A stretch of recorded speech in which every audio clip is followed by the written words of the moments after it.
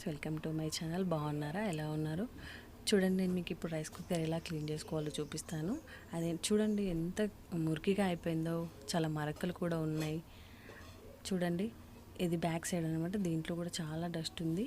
ఇది ఎలా క్లీన్ చేయాలో మీకు ఇప్పుడు చూపిస్తాను. చూడండి, చిన్న చిన్న మరకలైనా ఏవైనా కూడా ఈజీగా తీసేసుకోవచ్చు.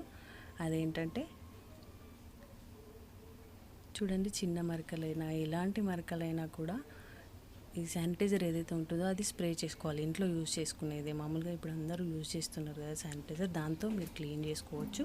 చాలా సింపుల్గా ఈజీగా ఇలా కొంచెం కొంచెం స్ప్రే చేయాలి. చూడండి, ఇది శానిటైజర్ది. చూడండి, అది కొంచెం కొంచెం స్ప్రే చేసుకోవాలి. చాలా ఎక్కువ కూడా స్ప్రే చేసుకోవద్దండి, కొంచెం కొంచెం కొంచెం కొంచెం.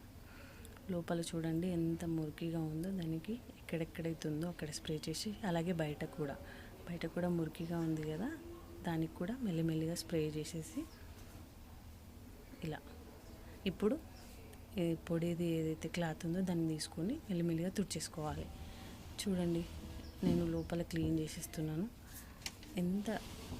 ఎంత మురికిగా ఉన్నా కూడా తొందరగా ఇలా అయిపోతుంది. సింపుల్ అండ్ ఈజీ, తక్కువ టైంలో.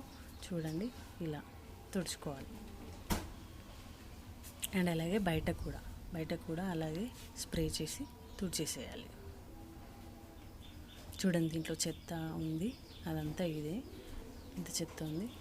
ఇప్పుడు చూడండి, క్లీన్ చేసిన తర్వాత చాలా బాగా ముందు దానిలాగా, కొత్త దానిలాగా. చూడండి, పాత దానికి ఇప్పటికీ డిఫరెన్స్ చూడండి, ఎంత బాగుంది కొత్త దానిలాగా. చూసారుగా?